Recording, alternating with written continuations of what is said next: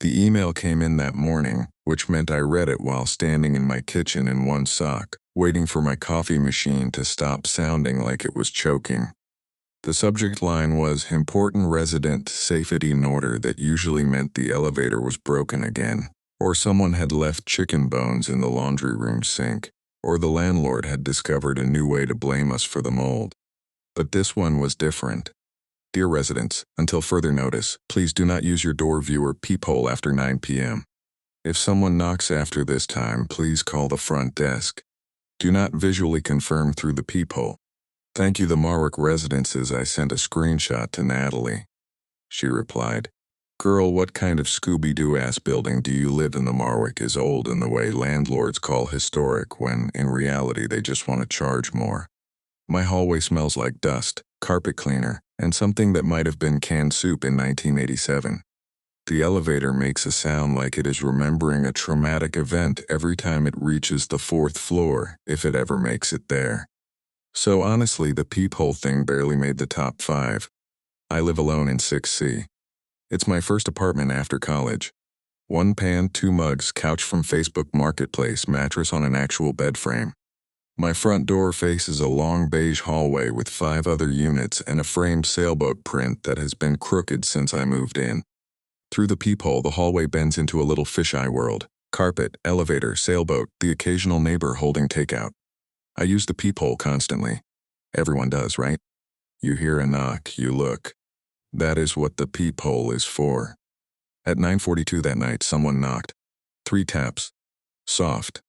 It didn't sound like a delivery knock, nor a friendly knock, not even a maintenance knock. 3 carefully spaced out taps. I was on the couch eating cereal out of a measuring cup because my bowls were dirty. I paused my show and walked to the door with the spoon still in my hand. Then I remembered the email. For a second, I actually laughed. The idea of standing inside my own apartment and being afraid of a peephole felt really silly. Like being warned not to look into a mirror after midnight. Another knock. 3 taps. I said, Who is it? No answer. I leaned closer. Hello? Still nothing. My eye was maybe 2 inches from the peephole when my phone buzzed. Another email with the same subject line.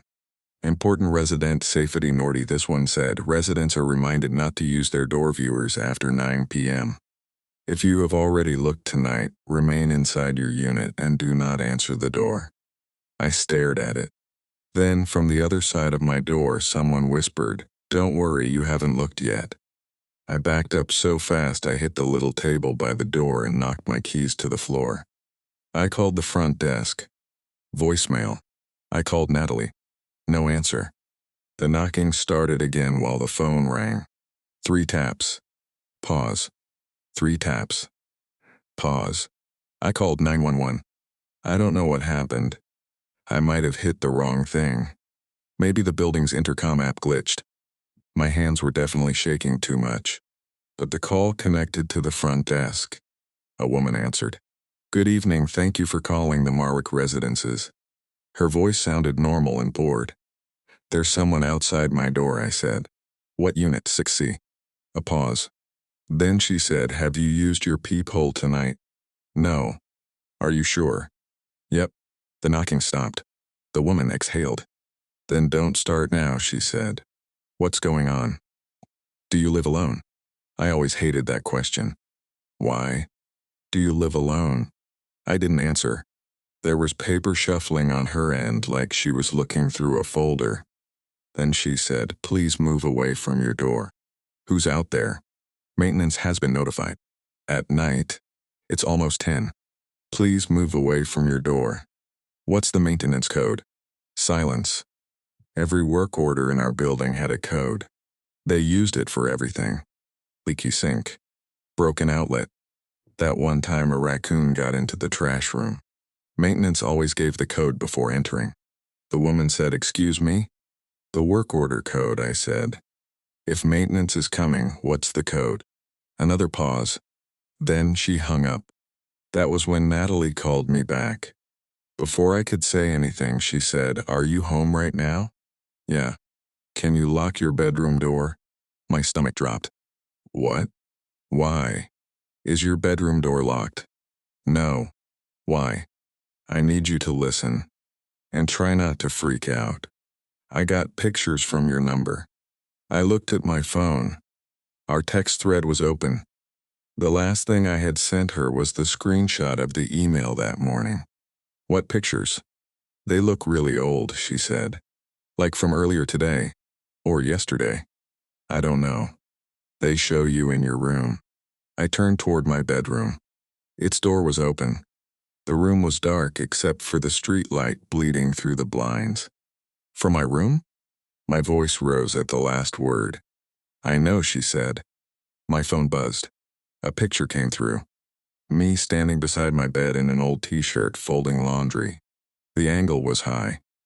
I knew it immediately. It was from the vent. The picture was taken from the little square vent above my closet door. The one that rattled whenever the heat came on. The one I had complained about twice to management. In the picture, I was looking down at a skirt. I had no idea I was being watched. The knock came again. 3 taps. I almost threw the phone. Natalie, said Marie. Don't open the door. I'm definitely not going to open the door. Don't look through the peephole either. I know. No, she said. I mean, don't. I think that's how they know. I looked at the door. The peephole was just a small dark dot. Natalie said the pictures are old. But the texts you're sending me are live. What do you mean? Another image came through. My bedroom again. Me asleep. One arm under the pillow. Blanket kicked halfway off because my apartment is always too hot. Taken from the vent. Below the photo was a message I hadn't typed. She's home, I stopped breathing. Outside my door, a man said maintenance. His voice was calm, tired, and slightly irritated. Ma'am, he said. We need to come in. I said nothing. He knocked again. 3 taps. Mom, I need you to look through the peephole and confirm it's me. Natalie whispered, please don't open it. I pressed the phone to my ear so hard it hurt. The man outside sighed. Marie, he said, you live alone. You need to let someone help you. I went cold. Marie isn't on my lease. It isn't on my mailbox. It isn't the name I use for deliveries or bills or maintenance requests. It isn't even close to my real name. It's a nickname from college. 3 people call me that, and all 3 of them know better than to say it through a locked door at night. Marie, he repeated. Open the door. I backed away from the door. That was when I understood the warning. It wasn't because the peephole was specifically dangerous. It was because if you looked through it, whoever was outside could see the light change, or the shadow of your eye, or whatever tiny movement told them someone was standing on the other side. They weren't warning us not to open the door. They were warning us not to prove we were home. The man outside said, we can hear you. I covered my mouth with my hand. Another man spoke from farther down the hall. Is she looking? The first man said, not yet. My phone buzzed again. Another picture. This one was not of my bedroom, it was my hallway, my door, the man outside it. He had a toolbox in one hand. Behind him stood 2 other men. One wore a dark hoodie. One had a clipboard. The clipboard bothered me the most. I don't know why. Maybe because it made the whole thing look official. I whispered, Natalie, could you call the police? I did.